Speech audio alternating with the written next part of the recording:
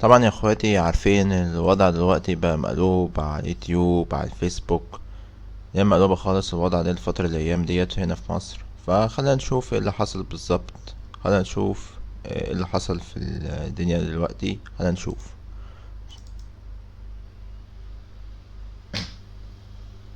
الدولة والله ما يوزن. هروب وفاء عامر من مطار القاهرة الدولي. قلت حاجة اسمع، ادام قلت حاجة انا لازم انفذها، عشان لو عمل كده تبقى امي التانية. اللي اتقبض عليها دي الناس كلها داخله تقول استاذي ما اتقبضش عليها، ليه؟ انا مالي؟ وانا طلعت اتكلمت، انا مالي؟ انا ماليش دعوه. كل لحظة فيها جديد وكل شوية في تطورات أجدد. عشان كده على مدار حلقتنا النهاردة هنشوف أول مفاجأة، وهو أول شخص يعلن ويقول أيوة أنا بعت كليتي. أيوة أم ساجدة هي كانت الوسيط ما بيني وما بين وفاء عامر. مش بس كده، ده كمان الشرطة خدت أم مكة بتاعت الفسيخ وراحت بيتها عشان تشوف الثروة بتاعتها، فلوس ودولارات وخزنة مقفولة وعدد من المفاجآت التانية على مدار حلقتنا. ده كله هتعرفوه معانا في حلقة جديدة من اللغز مع يونس محمد. وفاء عامر واللي تحتها. مين اللي تحتها؟ عشان نفهم بس التطورات، عشان الجديد معانا. الموضوع كله ابتدى من مروه يسري، البنت اللي كانت على التيك توك، اللي قالت انا بنت حسني مبارك. وخلال البث المباشر اللي كانت بتعمله على التيك توك فضلت تكشف عدد من المفاجآت، اللي اهمها ان في شبكه لتجاره الاعضاء اللي بتقودها وفاء عامر، وتحتها عدد من التيك توكر اللي اولهم ام مكه وام ساجده. دول ابرز اتنين. طيب الاتهامات بتاعتها واللي قالتها خلال اللايفات بتاعتها ما كانش معاها اثباتات، فتم القبض عليها بناء على البلاغات اللي حررتها الفنانه وفاء عامر. عملت 4 بلاغات، فالشرطه قبضت عليها. ولما قبضت على مروه بنت مبارك تم التحقيق معاها لمده 12 ساعه وما كانش معاها دليل على كلامها. لكن النيابه حبستها، والنيابه فضلت ماشيه في التحقيق وتحريات سريه. التحريات اثبتت واسفرت عن ايه؟ اول حاجه تم القبض على ام مكه بتاعت الفسيخ. اتقبض عليها يوم الخميس اللي فات اثناء وجودها في مدينه الانتاج الاعلامي، اثناء تصويرها حلقه مع الاعلاميه علا شوشه في قناه الشمس. وايه السبب اللي اتقبض عليها هناك؟ وهي بتصور الحلقه علا شوشه بتسالها كام سؤال، فهي بالنسبه لها الاسئله اللي جاوبت عليها هتورطها اكتر واكتر. وقفت التصوير واتصلت بوفاء عامر وقالت لها حصل 1 2 3. وفاء عامر قالت لها انهي الحلقه بسرعه. وطبعا بناء على كلام وفاء عامر وكلام ام مكه طلبت من العاملين في الاستوديو او في القناه امسحوا الحلقه دي وانا مش هكملها. ده عمل مشكله، وفي فيديو تم تصويره اثناء وجود ام مكه في القناه، وقالت وفاء عامر قالت لي ما تكمليش الحلقه. بص، انا همشي عشان وفاء عامل قالت لي امشي. يعني انا همشي من هنا عشان وفاء عامل قالت لي، وانا ولا وفاء عامل قالت لي حاجه اسمع، ادام قالت لي حاجه انا لازم انفذها، عشان وفاء عامل دي تبقى امي التانية. يعني انا مش همشي من هنا عشان خاطر وفاء عامل، واللي وفاء عامل هتقوله اول هيتنفذ بقى، سواء الجزء ده اتقص. انا قلت طلبات الوفاء، سواء الجزء ده اتقص او ما اتقصش. لا مش هبص، لا مش هبص. وانت عارف ان انا دلوقتي ممكن اعمل لكم مشكله. انت عارف ان انا ممكن اعمل لكم مشكله. اعمل لحضرتك مشكله ليه؟ لا انت ماليش اخوات، ماليش اخوات بتيجي عليا. انت حضرتك يا فندم اللي تعملي نفسك مشكله ليه؟ حضرتك ايدي جرأت ومضيت على الورقه بارادتي ودخلت انا كنت عاوز امضي على الورقه، على الورقه مضيت عليها عشان خاطرها، عشان خاطرها هي. اكمل لحضرتك. انت دلوقتي اللي معطله الصيغه عن التصوير. انا دلوقتي لو بلغت امن المدينه اللي انت عامله لي هنا قلق في الاستديو، امن المدينه دور. ما انا قاعده هنا وعامله بص عامله عشان التصوير عشان ما تقوليش وفاء عامل قليل. ما انا بقى عاوزاكم تمسكوني بقى وتطلعني بره المدينه. لا على القانون. انا بقى عاوزاكم ما انا تمسكوني. بقول لحضرتك اهو. لا ما انا همشي عشان هي قالت تمشي، انا هكلمها تبص الجزء. يعني يا فندم لو انت مش عايزه تمشي ووفاء عامل قالت لك امشي وانت بتمشي عشان خاطر وفاء عامل، احنا لا يعنينا حد. احنا طالما رسمي. لا انت ما يعنيكش طالما رسمي. انت ما يعنيكش وفاء عامل، يعني انت ما يعنيكش وفاء عامل. يا ست على راسنا. كلنا بني ادمين زي بعض قدام القانون سواسيه. ما تقول لنفسك. لا حضرتك انت دلوقتي اللي بتسيبي نفسك لحد. طب ما تقول لنفسك. لكن احنا ما بنسيبش نفسنا لحد. بس لا مفيش تصوير. لا في تصوير وما تقدرش. لا في تصوير وما تقدرش. انت شايف كده؟ هات لي امن المدينه. خلي بقى عن المدينه يمسكني. هتقوم من الارض تقوم في الدور. ماشي كده تلموا. يلا خلي انا كده بقى عند الموضوع. بص يا استاذ يا ام مكه، خلي بقى عند المدينه يكتبني يلا. بص يا ام مكه، ولا ايه؟ بص يا ام مكه، انا لغايه دلوقتي بنتعامل معاك بكل احترام.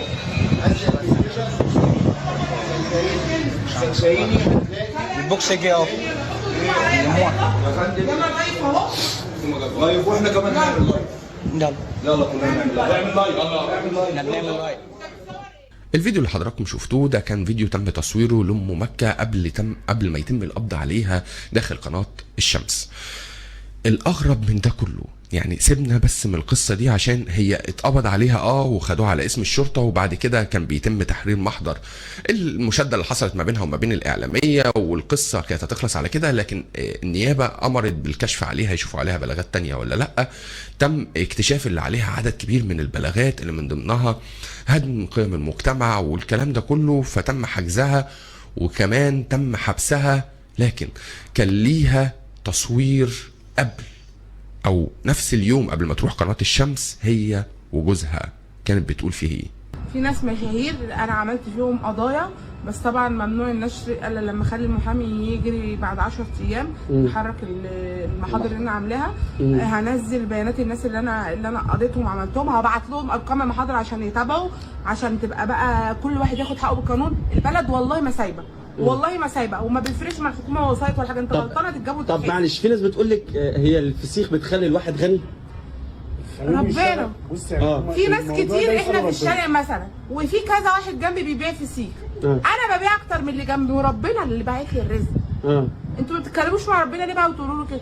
ربنا اللي بعت لي الرزق. ما هو ربنا قال ينزل بقدر، يعني ربنا بينزل بقدر لكل واحد، يعني فاهمه انت ازاي؟ رزق يا جدعان والله. رزق والله.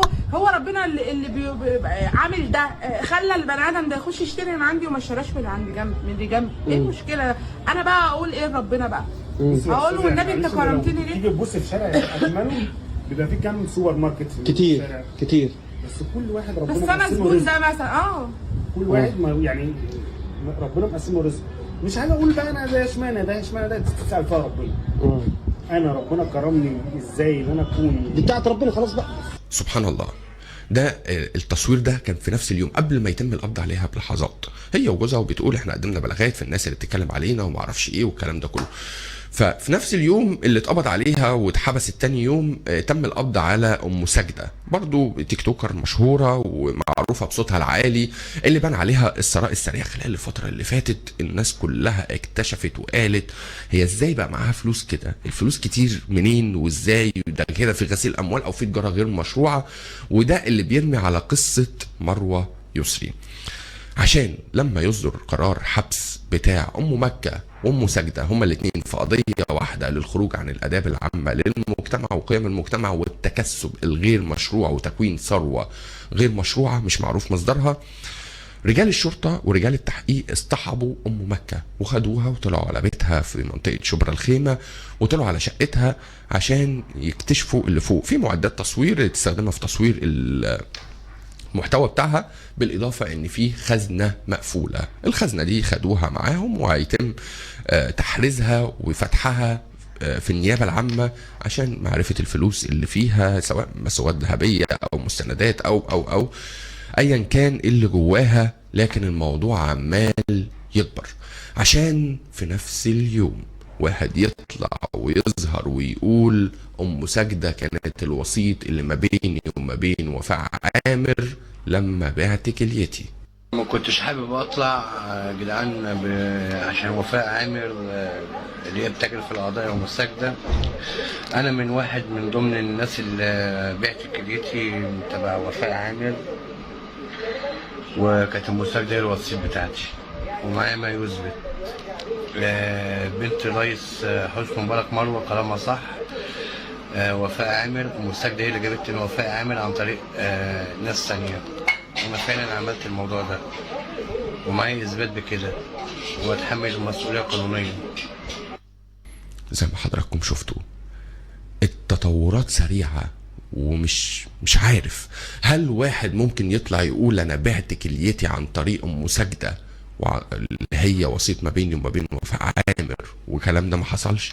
اكيد ظهوره ده هيخلي رجال الشرطة يجيبوه ويقدموه للنيابة العامة في القصة الكبيرة اللي اتفتحت، اللي مش هتخلص كده، عشان أنباء كتيرة بتقول هروب وفاء عامر من مطار القاهرة الدولي.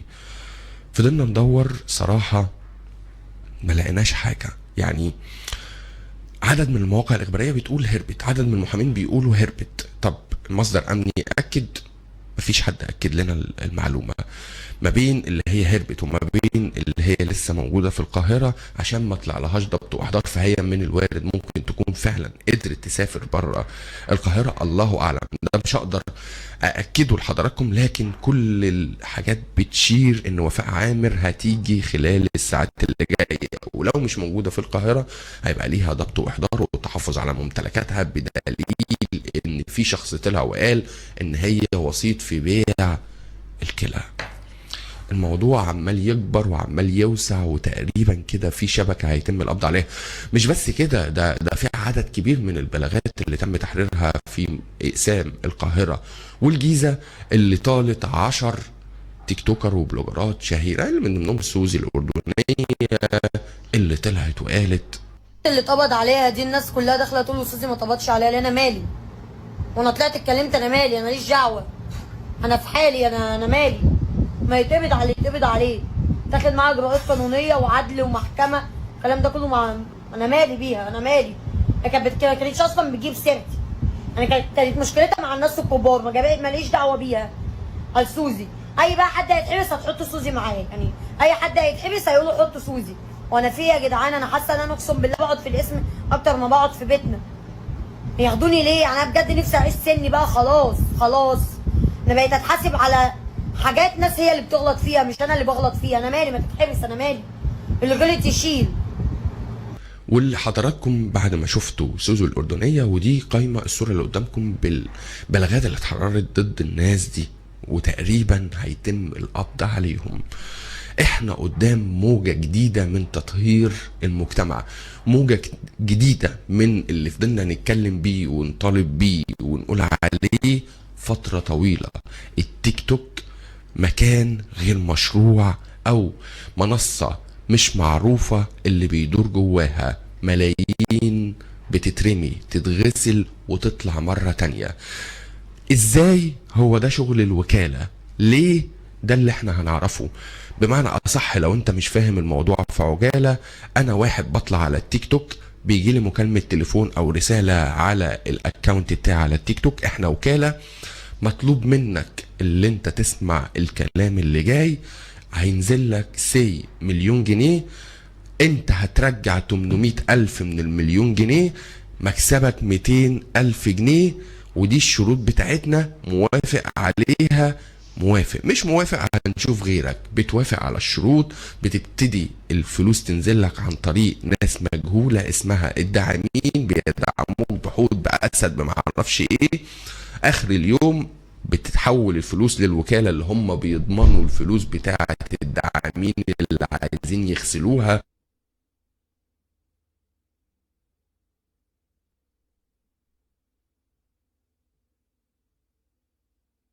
ما بيضمنوا الفلوس بتاعة الداعمين اللي عايزين يغسلوها، ايا كان جاية منين بقى، جاية من تجارة اعضاء، جاية من سلاح، جاية من المخدرات، الله اعلم. المهم اللي هي تدخل عشان تخرج بصورة مشروعة بتحويل بنكي، وده غسيل الاموال.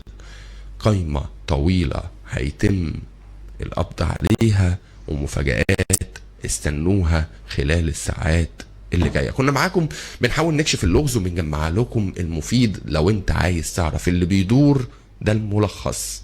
اهلا بيكم في اللغز مع يونس.